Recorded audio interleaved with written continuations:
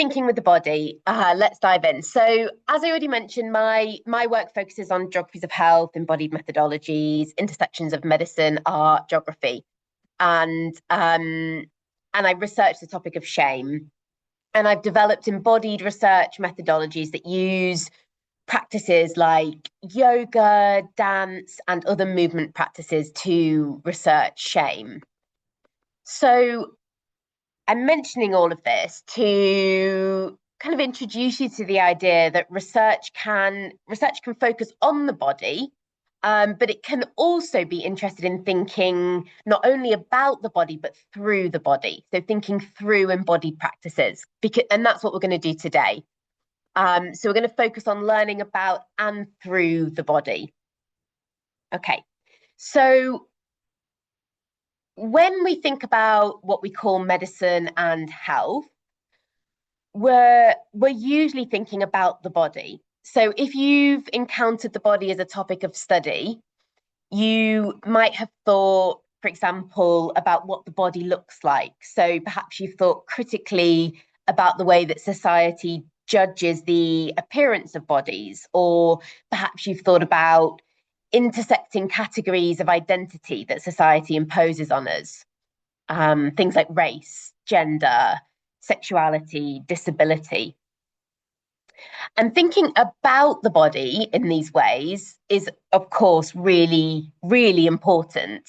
And feminist scholars fought really hard to get the Academy to take seriously how bodies are constructed, codified, and socialized to perform identities in all of these often oppressive ways. But whilst that's all really important, I'm here to convince you today that we can't stop there. Okay, so as well as thinking about the body, we also need to find ways to think through our bodies. And that's what we're going to do in this session. We're going to think with and through our bodies. We're going to think with our bodies through a short experiential activity, because I want to convince you today that it's important to acknowledge that we're radically embodied beings, and that really does shape how we know the world and how we know each other and how we know ourselves. And because this is really the bedrock of the whole Global Classrooms program. Okay, so all of the sessions are going to build on what we explore together today. So if what we explore together today doesn't fully make sense and you're not quite sure how the pieces fit together, don't worry, because it's going to make sense over time. The rest of the course is designed to build on what I'm introducing you to today.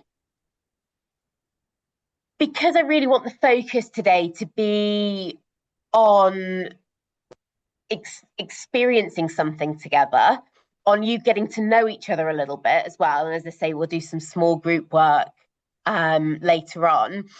I'm not going to discuss the reading in any particular depth. I've prepared a very short kind of, we'll call it a lecture or a talk for towards the end of the session, where I'll just draw some of the threads. I'll make some of the connections that we've been exploring. I'll kind of bring those a bit into focus.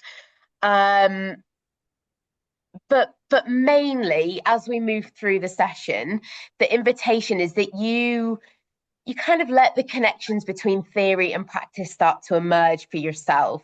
So hopefully you've done the reading for this week, and you might start to notice things about how the things that we do, the practices, the conversations that we have, how they kind of connect to that reading, as we start to think together about how embodiment shapes how we know the world.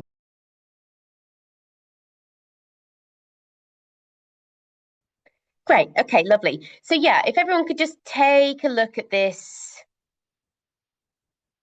practicals worksheet and just have a little read through, just take a moment to scan through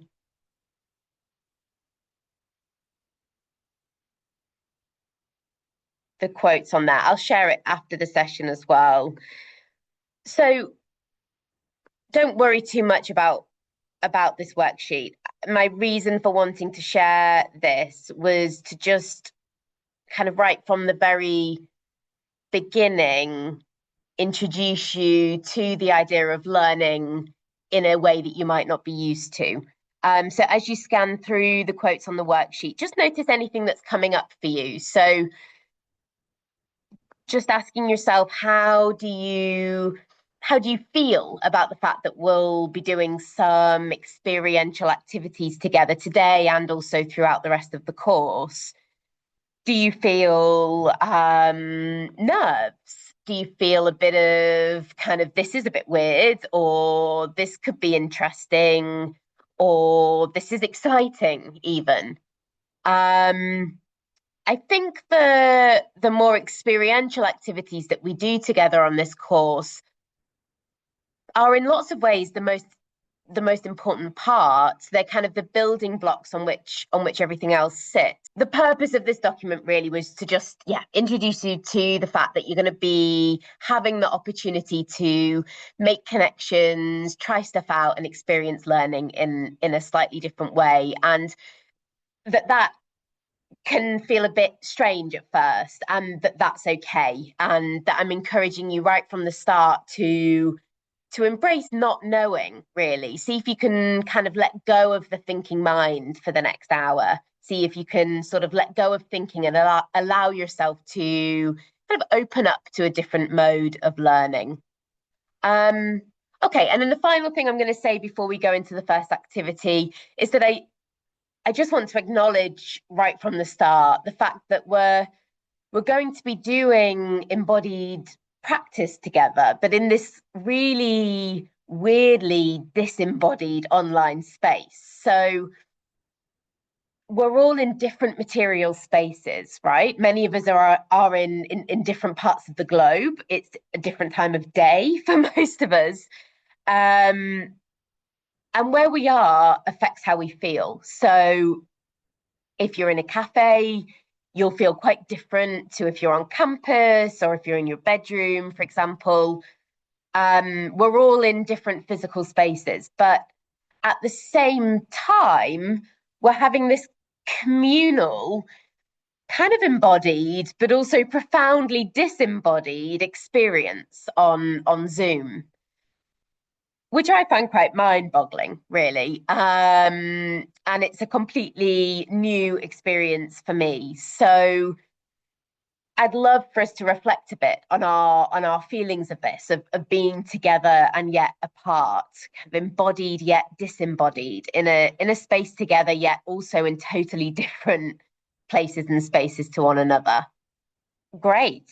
Okay, so again, as a reminder, I'm inviting you now to kind of let go of thinking, let go of any thoughts you had about the reading for this week.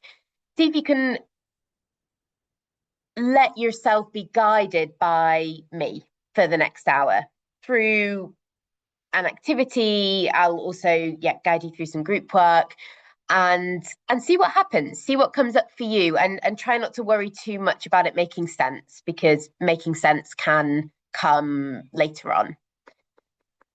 Okay, so the first thing we're going to do is just take a moment to really arrive into our bodies and into the spaces that we're in. So you might want to switch your cameras off for a moment, if you want to. You don't have to. You're very welcome to leave your camera on. But if you feel like it's going to help you to kind of notice your physical experience a bit more, then feel free to switch your camera off now, and I'll let you know when it's time to switch it back on again. Great. Okay. So wherever you are, just find a comfortable position. So I'll assume most of you are seated. Just kind of shuffle around, make sure that you're as comfortable as you can be. Perhaps you want both feet to be in contact with the ground. Notice where your hands and your arms are resting. Perhaps your hands want to be resting on your legs or resting down by the sides of your body. Notice if there are any little wiggles or movements or adjustments that you want to take to be even 5 or 10% more comfortable. Okay. And then just gently closing your eyes if that feels okay where you are. If it doesn't feel okay, just let your gaze rest on something in front of you. And then just scanning your awareness around your body, crown of the head to the tips of the toes. Just notice if there's any tension, any holding that might be able to let go. Notice that your shoulders can soften, ungripping any tension in the fingers, the toes. Softening all those little muscles around the eyes, the jaw. Spine's nice and tall, lots of length in the spine.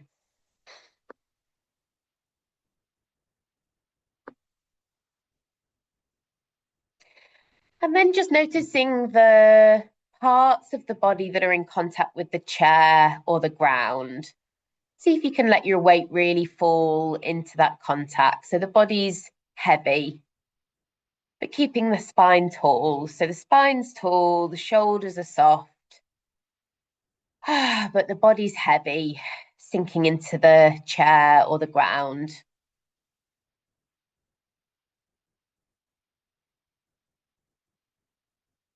Okay. And then we're just going to let our awareness expand. So just start to become really aware of any sounds around you. Just really starting to notice what you can hear in the space that you're in. There's no need to try and understand the sounds or do anything with them. Just noticing what you can hear.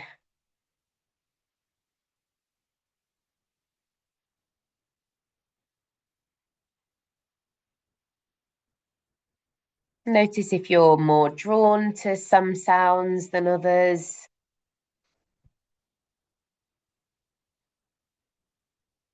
And see if you can just notice them without getting too involved. Great.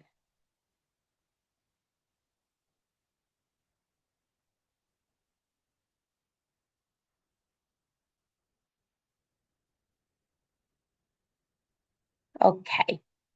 And then keeping that awareness of sounds, we're going to slowly blink the eyes open and transition into the next part of the activity. So you can keep your camera switched off if you want to. You're also really welcome to switch them back on.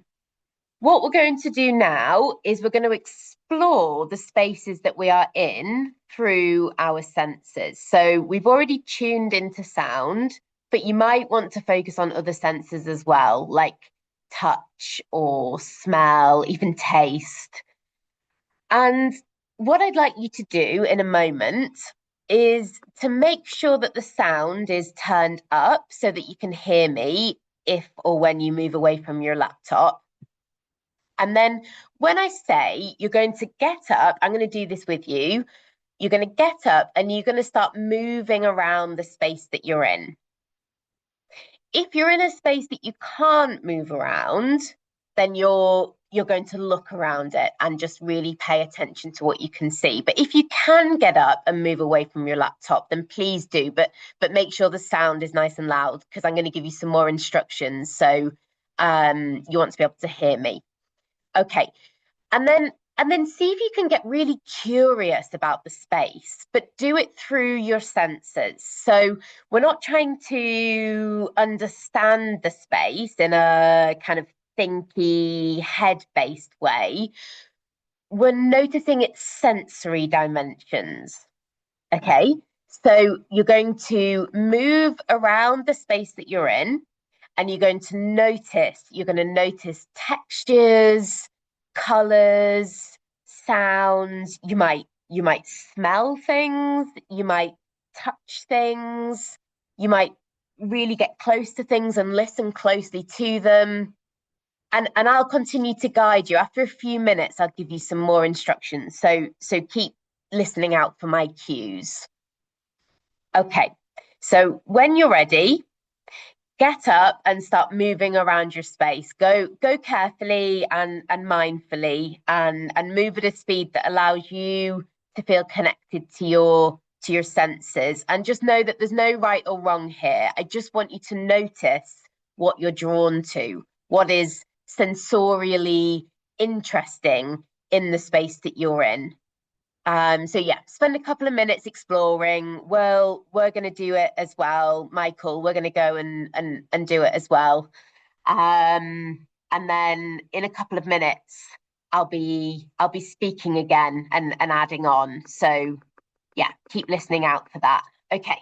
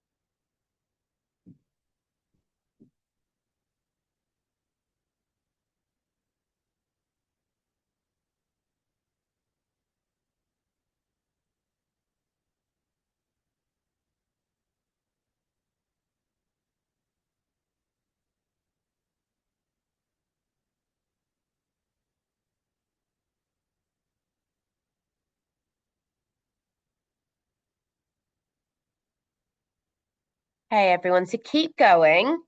Make sure you're engaging all of your senses. So, touching things, that doesn't have to be with your hands. You might just be feeling the ground under your feet, smelling things, listening to things,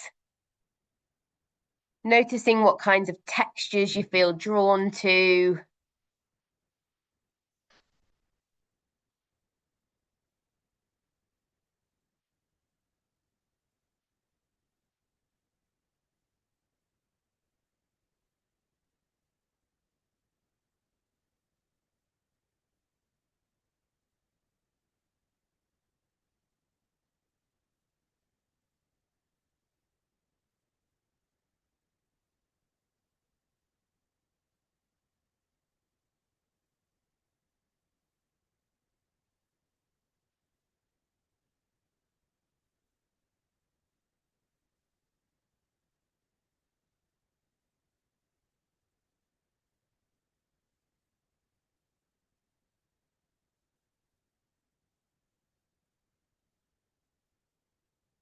Okay, and now keep going, but I want you to try and record your sensory experience somehow.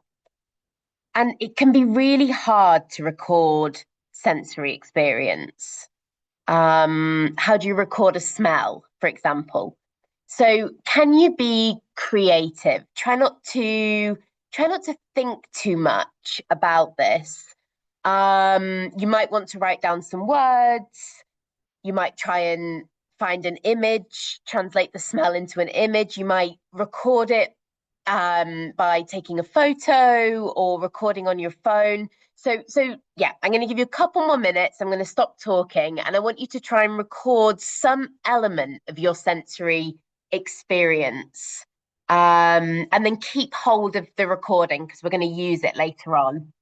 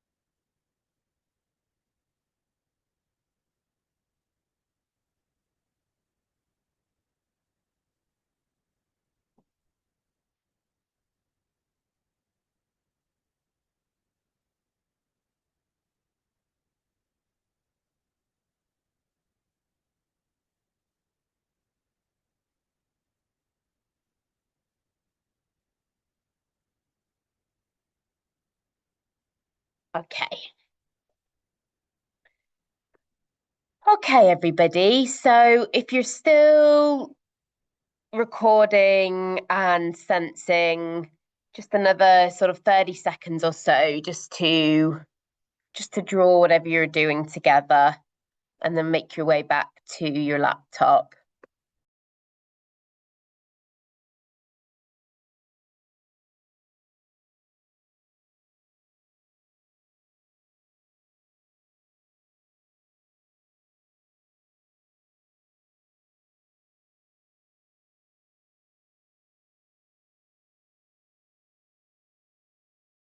I'm just going to make a little bit more explicit, like why I got you to do that activity that I got you to do, and how what we've done today connects to some of the ideas that you'll encounter in the readings and in the upcoming sessions for the course.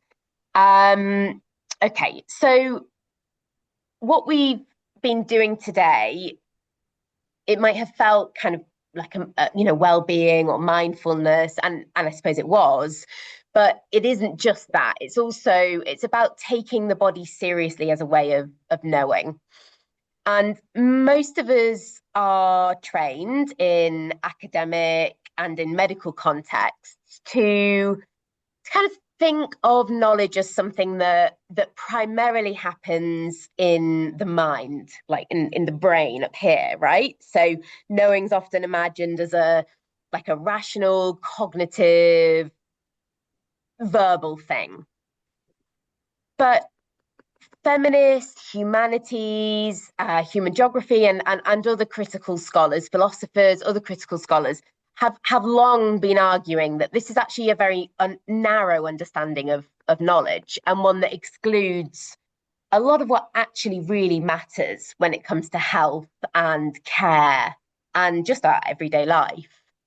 So from these perspectives, we don't just think about the world, we sense it, we feel it, we move through it, and we're affected by it. Okay, could we move on to the next slide, Michael? And the next one. And the next one. Sorry. Great, lovely. Yeah, perfect. Okay, so when we talk about knowing through the body, sorry, excuse me, we're talking about forms of knowledge that are sensory, emotional, affective, relational, and felt. And these are often the kinds of knowledges that are hardest to put into words. But that doesn't make them any less important. In fact, I would argue that in some ways they're often the first and most fundamental ways that we know something. Could you have the next slide, please? So what does this have to do with health? So it has everything to do with health because health is not only about what's happening kind of it's not only sort of about kind of the flesh and bones body.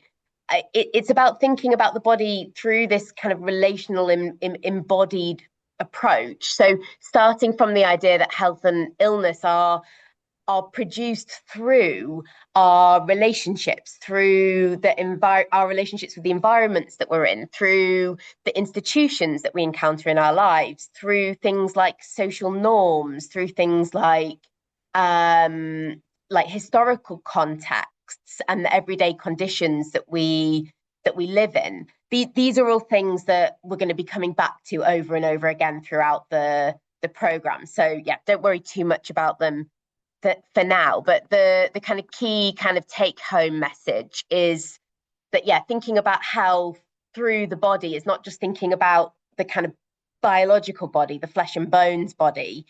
It's thinking about the body as something that is social, that is cultural, that is political and emotional and sensory, that's kind of made through its relationships with the contexts that it's in. But again, as I say, we'll come back to this later on in the course. So the reason that I wanted to start today with kind of paying attention to sensation is because I wanted you to note it, to think about how kind of what you can notice in your body kind of shapes what it is that you can name, what you can communicate, and that has an impact on what kinds of care, what kinds of health become possible. Okay, so just thinking about time, let me make sure that I'm hitting all the key notes before we finish.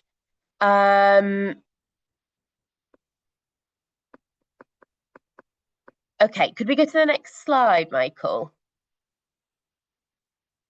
Yeah, okay. So I don't want to hit you with too much kind of theory, I don't think, today, because that's not really the point of this session.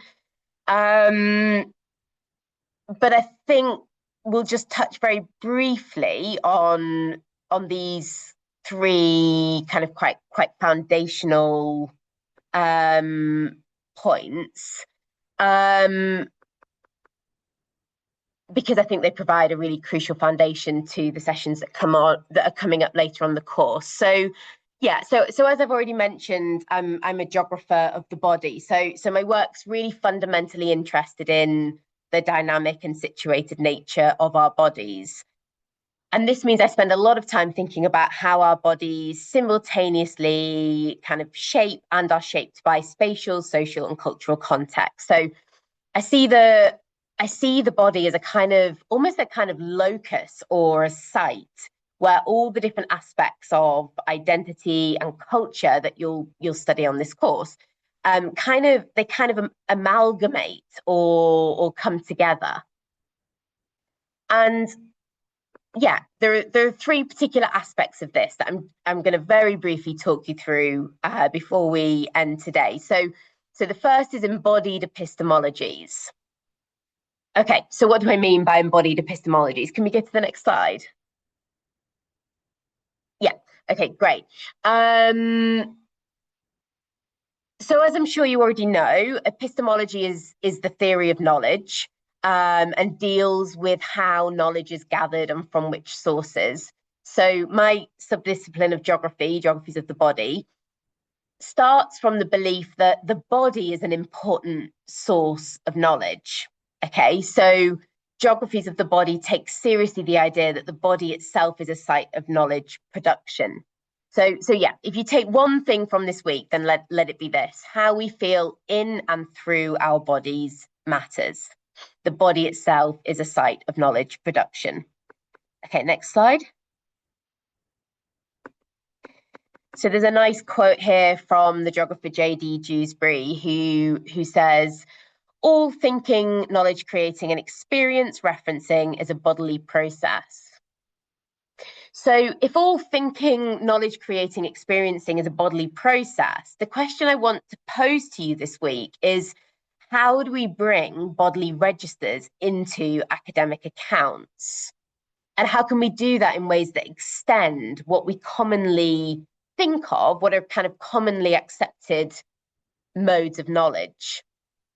And what do I mean by bodily registers? Well, kind of all the things we've been thinking about today. So the senses, kind of the realms of felt experience. And I think we could add to that things like all the kind of embodied experiences every day, like hunches or gut feelings or butterflies or jitters or a feeling of having forgotten something and not being quite sure what it is.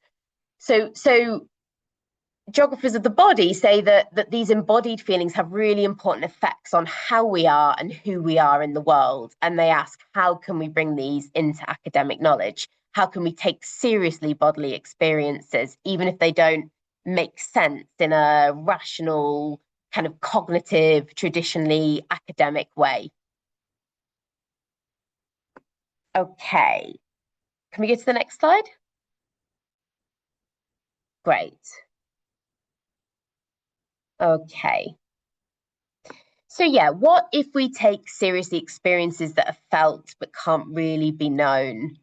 So that's really what we've been exploring together in this session, taking seriously things like the senses and feelings, and thinking about how the embodied, lived, sensory dimensions of human experience can actually really affect our understandings of the environments that we inhabit. Okay, so let's just touch briefly on relational ontologies. Again, I was a bit hesitant about hitting you with a load of complex terminology because that's not really what I wanted to do this week, but this is important to talk about, albeit briefly, because I think right from the very beginning, I want to make clear that when we're talking about the body here, we're really always talking about bodies in the world.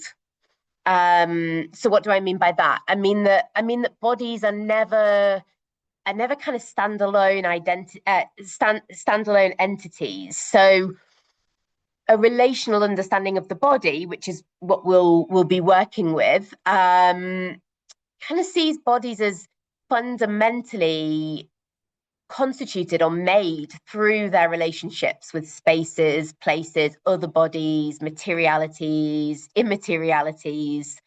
So bodies are always kind of interconnected with their environments in kind of countless and endless ways, socially, culturally, materially, ecologically. And there's a whole load of interdisciplinary medical humanities scholarship that pushes relational thinking even further. So often by taking seriously what we would call the more than or less than rational forces that also produce bodies. So here I'm thinking about things like affect, feelings, emotions, atmospheres. There's even geographical scholarship that takes seriously things like ghosts and hauntings as part of the relational assemblage that constitutes a body. But I'm not going to make you think about ghosts and hauntings right now. But as you do this week's reading, do think about the questions here on this slide, and think about what version of the body is being imagined when we think through a relational lens. Okay, can we go to the next slide, Michael? And the next one. Great. Yeah, lovely. Okay, so that previous slide, you've all got a copy of the slides. There was some readings. If this has sparked your interest and you want to to have a think more about relational health, then there were some readings on that slide. But yeah, let's just think as we end about this question that we're going to come back to time and time again throughout the course. What does a healthy environment feel like? So I want to say straight away that there isn't one single answer. That might already be very obvious by now. But a healthy environment doesn't feel the same for everyone, clearly. But I think we can start to build a kind of shared understanding, a shared kind of language for it. We can start to think together about what a healthy environment might feel like. So,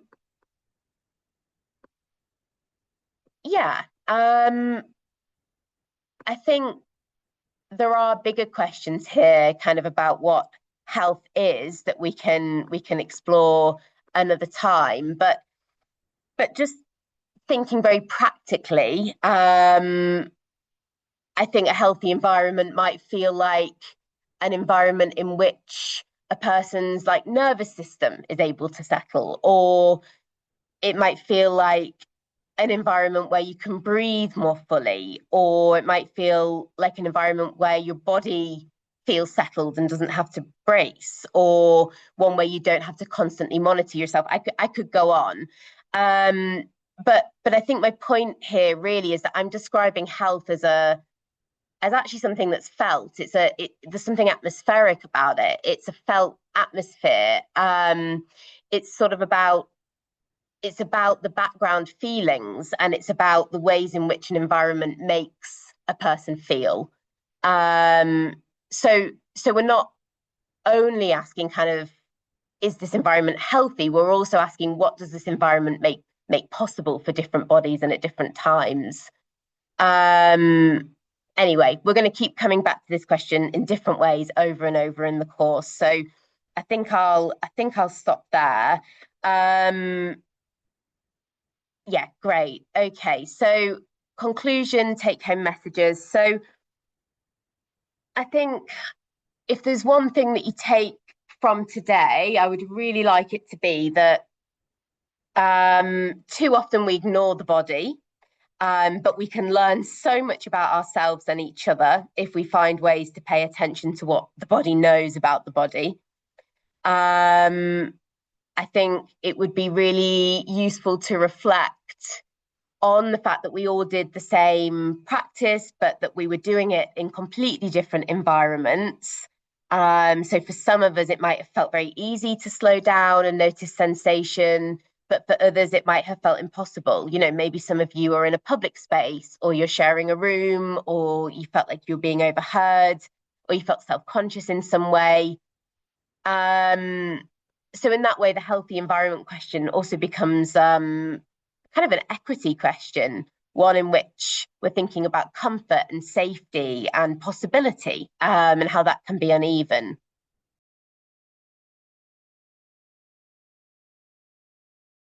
I want to just mention the bridging activity that it would be great for you all to do before the next session. Before the next session, I just want you to engage in an embodied practice. And there's really, again, a kind of endless variety of things that you could choose. It could be a walk. It could be a walk to campus.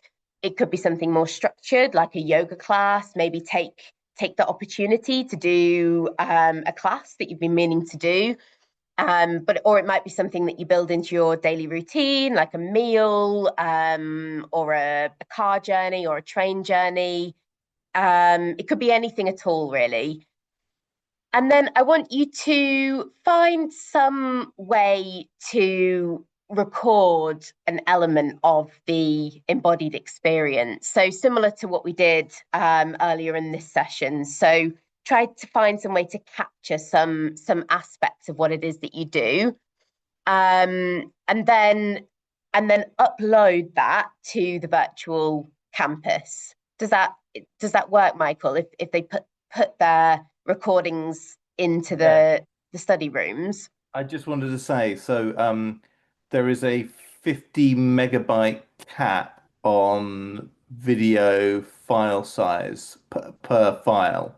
Um, and the way to get around this is to, if your file is too large and isn't in an MP4 format, you just find any free online file conversion site and you drop your file in and then it compresses it. I can see lots of nodding heads. It could be an instance of an old dude explaining something to young people that they do every single day of their lives. So apologies.